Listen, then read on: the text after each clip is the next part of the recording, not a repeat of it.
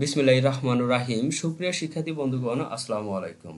আজকে আমি তোমাদের সাথে ঢাকা বোর্ড 2023 সালের লেনদেন অধ্যায় থেকে আরও একটি অঙ্ক নিয়ে হাজির হয়েছি। কারণ ঢাকা বোর্ড 2023 সালের লেনদেন অধ্যায় থেকে দুটি অঙ্ক এসেছিল। তোমরা জানো 2021 সাল থেকে 2024 সাল পর্যন্ত এই 4টি বছরে সংক্ষিপ্ত সিলেবাসে পরীক্ষা হয়েছে, তাই লেনদেন অধ্যায় থেকে দুটি অঙ্ক দিয়েছিল।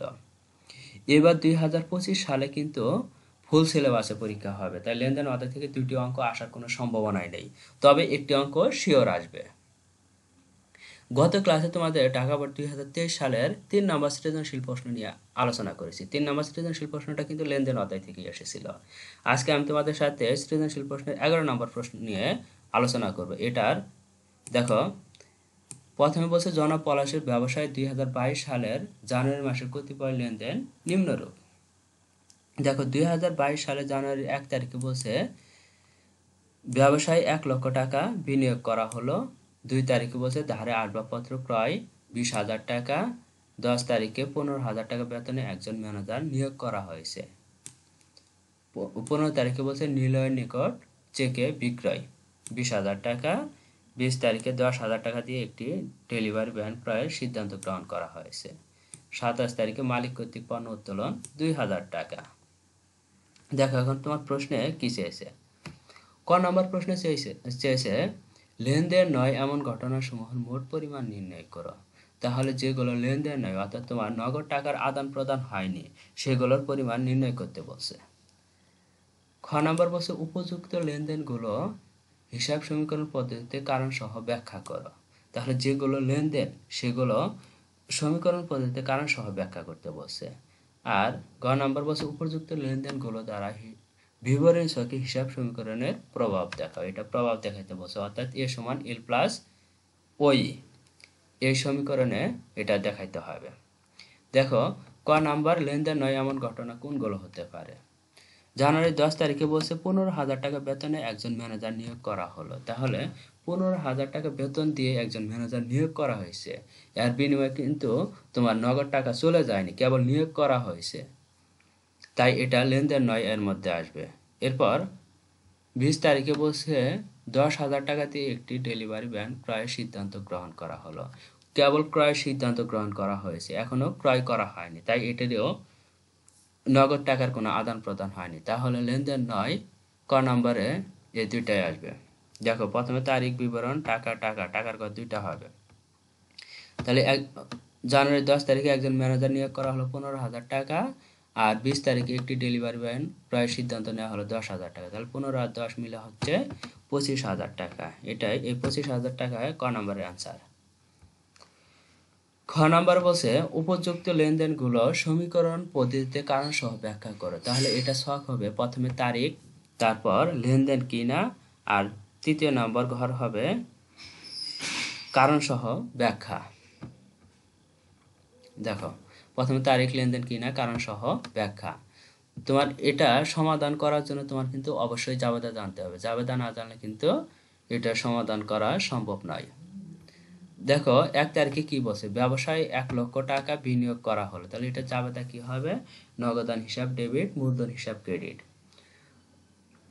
এর আগের ক্লাসে তোমাদের সাথে আলোচনা করা হয়েছিল যদি সম্পদ ডেবিট হয় সেক্ষেত্রে বৃদ্ধি পায়, আর দায় প্লাস মালিকানা সত্ত্বে এই দুইটা যদি ডেবিট হয় তাহলে হ্রাস পায়, আর সম্পদ যদি ক্রেডিট হয় তাহলে হ্রাস পাবে, আর দায় প্লাস মালিকানা সত্ত্বে ক্রেডিট হলে বৃদ্ধি পাবে। তাহলে এই পাশের সাথে ওই পাশের বিপরীত সম্পর্ক, এই পাশে ডেবিট হলে বৃদ্ধি পায় আর ওই পাশ ডেবিট হলে হ্রাস পায়।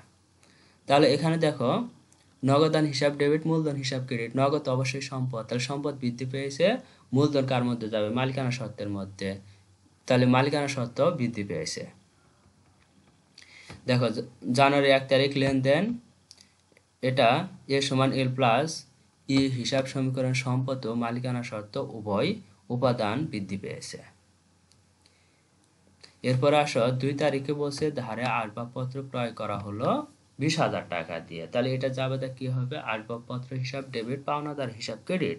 আসবাবপত্র সম্পদ, সম্পদ ডেবিট হলে বৃদ্ধি পায়, তাহলে এ বৃদ্ধি পেয়েছে, আর ওই পাশে দায় প্লাস মালিকানা সত্ত্ব যদি ক্রেডিট হয় তাহলে বৃদ্ধি পায়। এখানে দায়, পাওনাদার একটা দায়, এটা ক্রেডিট, তাহলে দায় বৃদ্ধি পেয়েছে।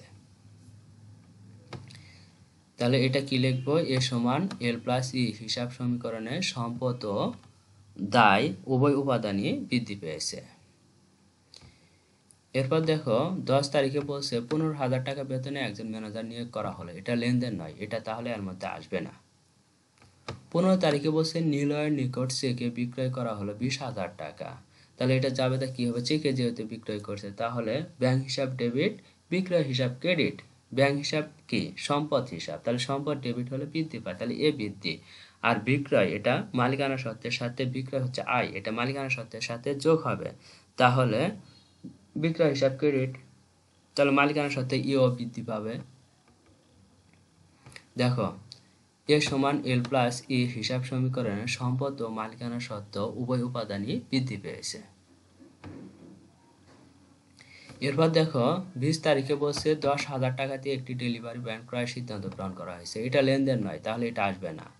27 তারিখে বলছে মালিক কর্তৃক পণ্য উত্তোলন করা হলো 2,000 টাকা, তাহলে এটা জাবেদা কি হবে, মালিক কর্তৃক পণ্য উত্তোলন করেছে, তাহলে উত্তোলন হিসাব ডেবিট, ক্রয় হিসাব ক্রেডিট।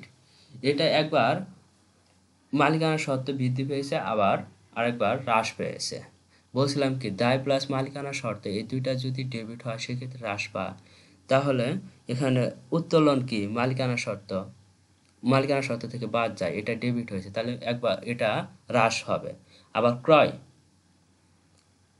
ক্রয় হিসাব ক্রেডিট, ক্রয় কি মালিকানা শর্তের সাথে, মালিকানা শর্ত থেকে বাদ যায়, এটা ক্রেডিট হয়েছে, তাহলে এটা তোমার বৃদ্ধি হবে। দেখো তাহলে এটা হবে এ সমান এল প্লাস ই হিসাব সমীকরণের মালিকানা সত্ত্ব ই উপাদানের হ্রাস বৃদ্ধি পেয়েছে, তাহলে এটা একবার হ্রাস পেয়েছে, একবার বৃদ্ধি পেয়েছে। এরপর দেখো গ নাম্বার বলছে উপযুক্ত লেনদেনগুলো দ্বারা বিবরণী ছকে হিসাব সমীকরণের উপর প্রভাব দেখাও। দেখো এটা ছক হবে এ সমান এল প্লাস ওই, এতে হলো সম্পদ, সম্পদে কয়টা আছে এটা প্রশ্ন থেকে খুঁজে বের করতে হবে। এখানে সম্পদ 3টা আছে, একটা নগদ, আসবাবপত্র, ব্যাংক। আর বিপরীত পাশে হচ্ছে দায় প্লাস মালিকানা সত্ত্ব, এখানে প্রথমে খুঁজে বের করতে হবে দায় কয়টা আছে, এরপর মালিকানা সত্ত্বের একটা ঘর হবে, আর দায় যদি একটা থাকে তাহলে একটা ঘর, 2 বা ততোধিক থাকলে 2 বা ততোধিক ঘর হবে, শেষে একটা মন্তব্যের ঘর হবে। দেখো প্রথমটা জাবেদা কি হয়, জানুয়ারি 1 তারিখে ব্যবসায় 1 লক্ষ টাকা বিনিয়োগ করা হয়েছে, তাহলে এটা জাবেদা নগদান হিসাব ডেবিট, মূলধন হিসাব ক্রেডিট। তাহলে এখানে নগদ নগদ 1 লক্ষ টাকা আর মূলধন এটা কোথায় যাবে, মালিকানা শর্তের ঘরে, তাহলে এখানে 1 লক্ষ টাকা, উভয় পাশে কিন্তু বৃদ্ধি পেয়েছে। মন্তব্যের ঘরে লিখবো মূলধন আনয়ন। দেখো মন্তব্যের ঘরে শুধু আসবে মালিকানা শর্তের মধ্যে যে 4টা জিনিস যায়, যেমন মূলধন প্লাস আয় মাইনাস ব্যয় মাইনাস উত্তোলন, এই 4টা লেনদেন যদি থাকে সেক্ষেত্রে মন্তব্যের ঘরে আসবে, বাকি ক্ষেত্রে কিন্তু আসবে না। দেখো 2 তারিখে বলছে আসবাবপত্র ক্রয় করা হলো 20,000 টাকা, তাহলে আসবাবপত্র হিসাব ডেবিট, পাওনাদার হিসাব বা প্রদেয় হিসাব ক্রেডিট। তাহলে আসবাবপত্রের ঘরে 20,000 টাকা, সম্পদ এদিকে বৃদ্ধি পেয়েছে, আর দায় ক্রেডিট, তাই এখানেও দায় বৃদ্ধি পেয়েছে। এরপর 10 তারিখের এটা লেনদেন নয়। 15 তারিখে বলছে নিলয়ের নিকট চেকে বিক্রয় করা হলো 20,000 টাকা, তাহলে ব্যাংক হিসাব ডেবিট, বিক্রয় হিসাব ক্রেডিট। ব্যাংকের ঘরে 20,000 টাকা, সম্পদ বৃদ্ধি পেয়েছে, আর এদিকে মালিকানা সত্ত্ব বৃদ্ধি পেয়েছে 20,000 টাকা, তাহলে মন্তব্য লিখবো বিক্রয় আয়। এরপর দেখো 20 তারিখে 10,000 টাকা দিয়ে একটি ডেলিভারি ভ্যান ক্রয়ের সিদ্ধান্ত নিয়েছে, এটা লেনদেন নয়। 27 তারিখে মালিক কর্তৃক পণ্য উত্তোলন করছে 2,000 টাকা, এটা জাবেদা কি হবে, উত্তোলন হিসাব ডেবিট, ক্রয় হিসাব ক্রেডিট, তাহলে এটা মালিকানা সত্ত্বের ঘরে দুইটা যাবে, মালিকানা সত্ত্বে একবার বৃদ্ধি পাবে আর একবার হ্রাস পাবে। দেখো উত্তোলন কি মালিকানা সত্ত্ব থেকে বাদ যায়, ব্যয় ক্রেডিট হয়, মালিকানা সত্ত্বে বৃদ্ধি পেয়েছে। এখন সবগুলোর জের নামাবো। দেখো নগদে 1 লক্ষ টাকা, আসবাবপত্রে 20,000 টাকা, ব্যাংকে 20,000 টাকা, তাহলে এই 3টা যোগ করে হচ্ছে 1,40,000 টাকা। এখানে প্রদেয় হিসাব 20,000 টাকা আছে, মালিকানা সত্ত্বে 1,20,000 সাথে 2,000 টাকা আগে যোগ করব, তাহলে 1,22,000 টাকা। এখান থেকে এই 2,000 টাকা বাদ দিলে 1,20,000 টাকা হবে। তাহলে জেরের ঘরে 1,20,000 আর এই 20,000 টাকা, মোট হচ্ছে 1,40,000 টাকা। আমরা জানি কি এ সমান এল প্লাস ওই, দেখো দুই পাশেই কিন্তু মিলে গেছে। তো আজকের অঙ্ক এই পর্যন্তই।